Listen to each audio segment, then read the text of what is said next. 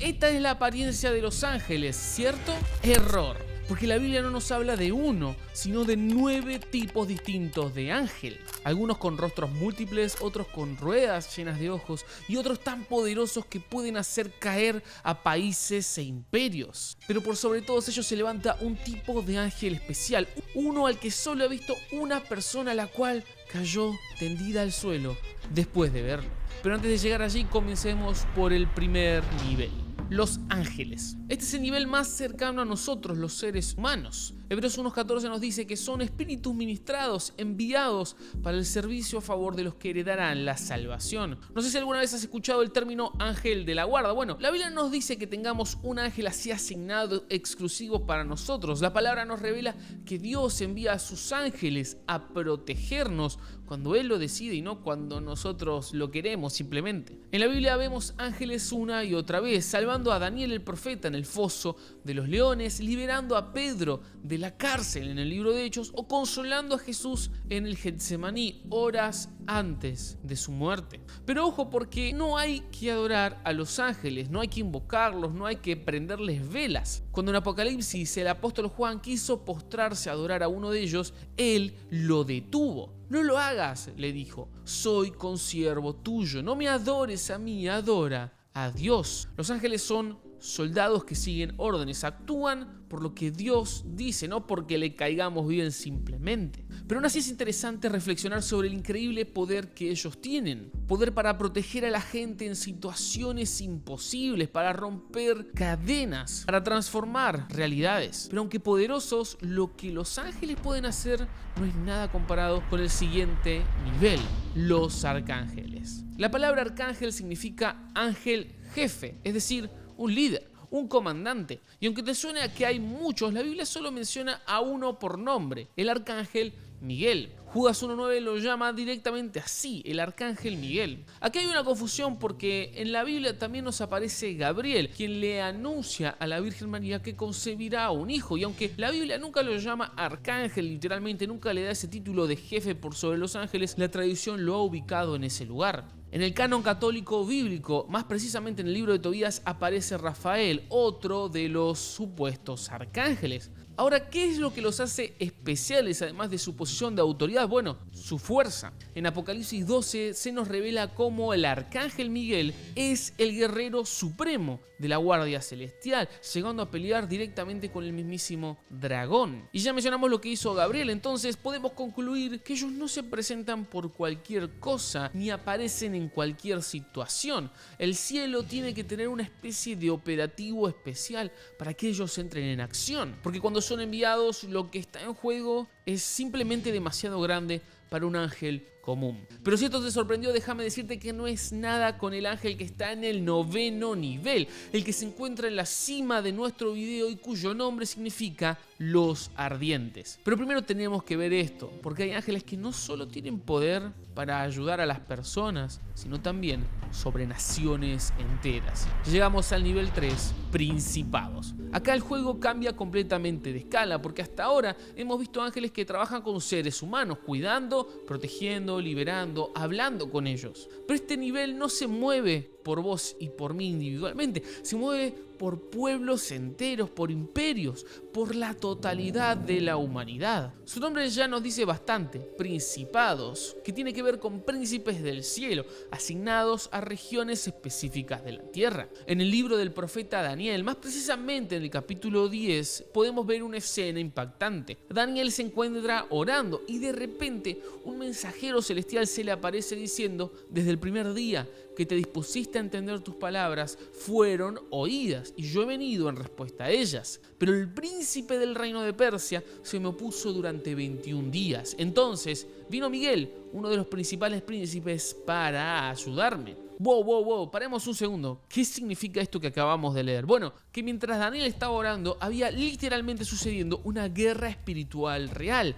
invisible para él, pero brutal en los cielos. Una guerra entre el ángel enviado por Dios y un principado caído que dominaba la región de Persia. Y se nos relata que este conflicto fue tan intenso que tuvo que intervenir Miguel, el general celestial. Esto nos revela algo verdaderamente impactante. Hay ángeles asignados a las naciones y no todos son buenos. Algunos fueron puestos por Dios para inspirar, proteger y guiar, pero otros, tal vez antiguos ángeles fieles, cayeron y ahora oprimen regiones enteras, desparramando tinieblas, corrupción y violencia. ¿Cómo es que operan? Bueno, no bajan con pancartas en manifestaciones ni tampoco se meten en elecciones. ¿O sí? El punto es que no manipulan como si fuésemos robots, sino que influyen, a lo mejor inspirando o tentando a líderes, protegiendo o destruyendo culturas, canalizando reformas, despertares o directamente trayendo confusión total. Acá surge una pregunta que es inevitable. ¿Cada país tiene un principado? ¿Tiene un ángel asignado? Bueno, es muy posible. Lo cierto es que no hay ningún verso que diga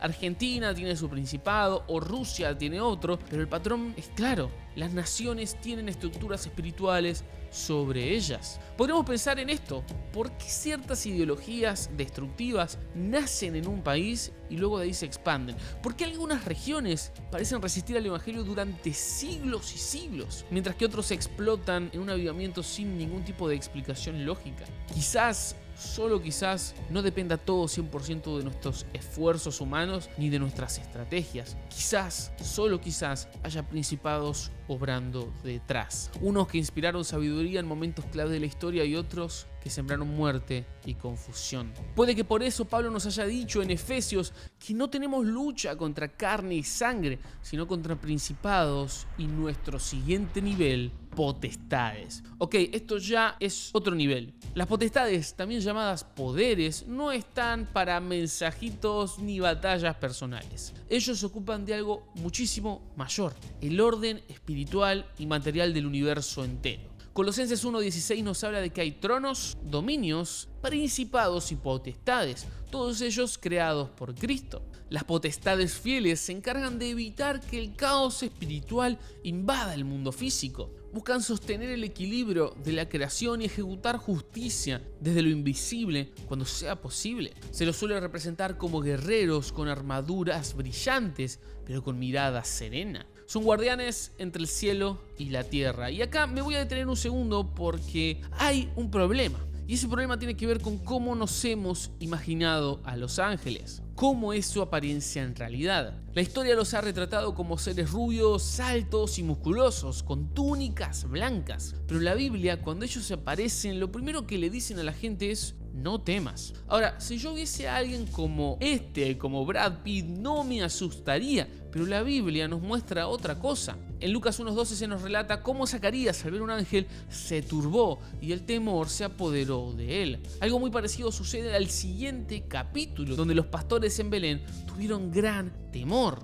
En Mateo capítulo 28, un ángel aparece en la tumba de Jesús y los guardias temblaron y quedaron como muertos. Este es el patrón. Cada vez que aparece uno en la escritura, el ser humano se desarma, tiembla como una hoja de papel, porque lo que están viendo no encaja en su mente. Pero ¿de dónde sacamos que eran rubios y bonitos? ¿De la Biblia? No, eso vino después. Es el arte europeo, sobre todo el del Renacimiento, el que nos trae la imagen actual de los ángeles, porque los artistas allí comenzaron a pintarlos con los típicos rasgos occidentales: piel clara, cabello dorado, ojos azules, alas suaves y túnicas largas. ¿Por qué? Bueno, porque ellos querían reflejar la belleza ideal de su tiempo. Además, muchos de estos cuadros se hacían por encargo de nobles y papas, que querían que los ángeles se parecieran a ellos. Con el tiempo, el cristianismo popular heredó esa estética como si fuera doctrina, y así, sin darnos cuenta, cambiamos criaturas de fuego, ojos y truenos por tipos bien parecidos y guapos con alas blancas. ¿No me crees? Bueno, si nos vamos al nivel más alto de los ángeles, veremos que ellos tienen 6 alas, cubren el rostro y los pies. Tal es así que el profeta que los vio cayó diciendo: ¡ay de mí! Estoy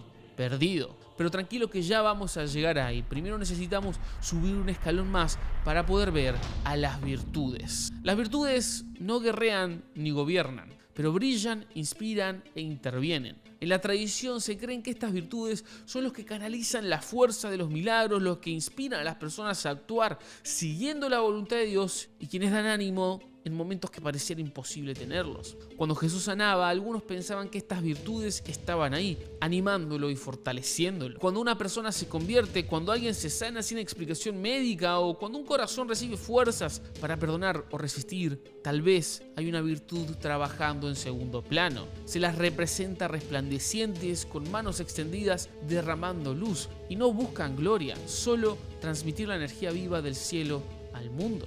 Pero si estos ángeles llevan lo sobrenatural a la tierra, ¿quién les da las órdenes? ¿Quién reparte las tareas en el cielo? Tendremos que subir al nivel que casi nadie menciona, pero que es clave para que todo tenga sentido.